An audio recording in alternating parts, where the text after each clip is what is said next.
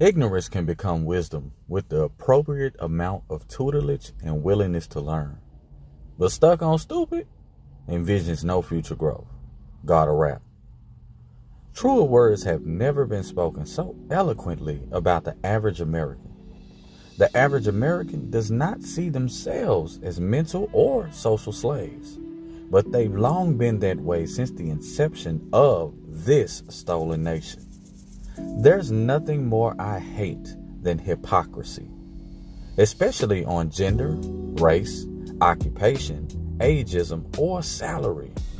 No one seems to miss this point more than members of the Democratic and Republican parties, or as I like to call them, the Democrats and the Republicans. I have no affiliation to either of these parties because both of them are trash from the inside out and have long been that way. Forget January 6th insurrection, headed by the former sitting president Donald Junkie Dump. Apparently that's okay to do, and how us Americans should protest properly. Ignore his vulgar language at Klan rallies, GOP family gatherings. Continue racist, deaf undertones. Childish name-calling is just good old-fashioned politics. I need to get out my soft girl era and stop acting like a bratty baddie. That wasn't chosen on a 20 versus 1 show. His desire to start an unnecessary world war to prove America's missiles is larger than everyone else's torpedo. Apparently it's all okay. Even him being convicted in a court of law is just a witch hunt. Unfounded claims and not important. Most of his fan base believes he still should be able to run for office, which means that they believe he should be above the law, aka possess rich and white privilege, which is the same thing that they're crying about from the Democrats and liberals across the nation. The hypocrisy is astounding, yet no one says anything on their side. Where are the righteous leaders, the soldiers of peace, integrity, and logic?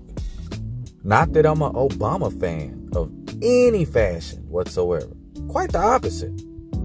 Just because I'm a black man who's pro-black-ish doesn't mean I'm a staunch supporter of all things black.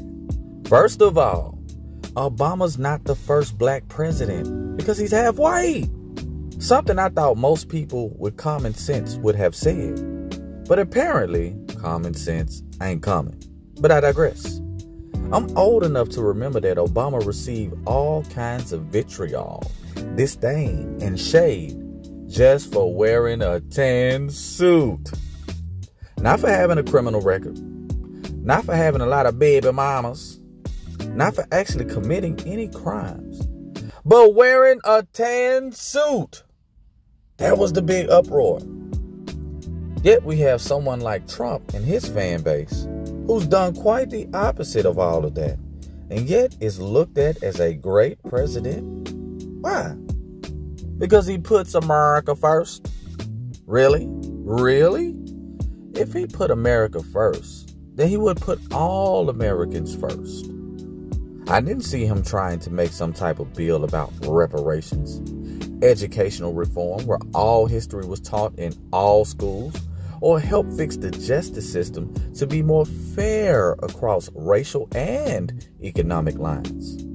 Yet, his constituents commit crimes for him, expressing their love of violence in his name. Sounds a lot like a religion that we know. And at the end of the day, these political parties are forms of religion. They're cults. I'm disappointed to see my fellow African Americans side with this party while downing the Democrats. Like the Republicans are a greater alternative to the promised land. I haven't seen any fruits on that lynching tree to suggest somehow voting Republican and aligning myself with that party will overwhelmingly improve my quality of life as a black person in America. Well, what else do you have to lose? Besides integrity, respect for self, independent thoughts, and proper representation, I guess zilch. Y'all are so used to naive and weak-minded black folks. But I know birds of a feather flock together. Left wing, right wing, it's the same bird. And I ain't talking Larry.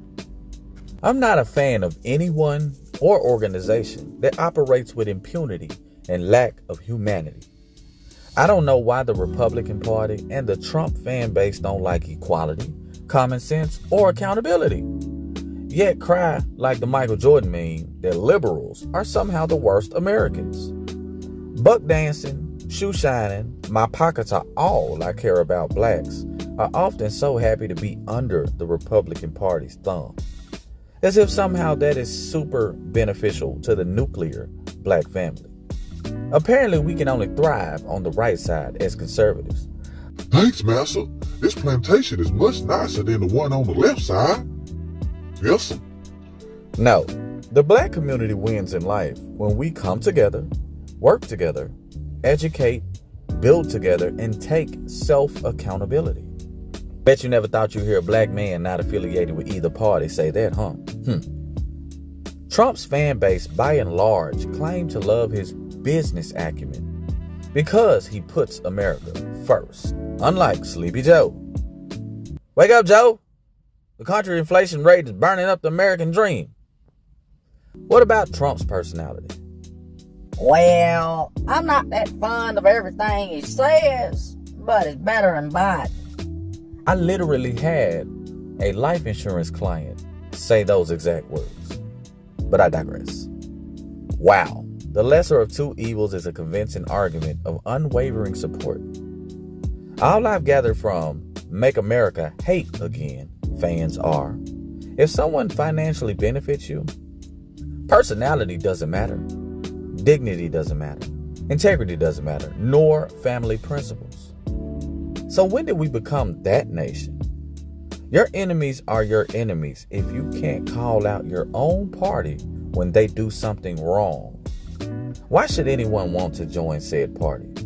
Who wants more criminals inside the White House? We have enough. See, the problem isn't liberals versus conservatives. The problem in large has always been good versus evil. No matter the religious background, age, salary range, social status, or color of skin. The problem with his fan base is they're just as evil as the ones they demonize.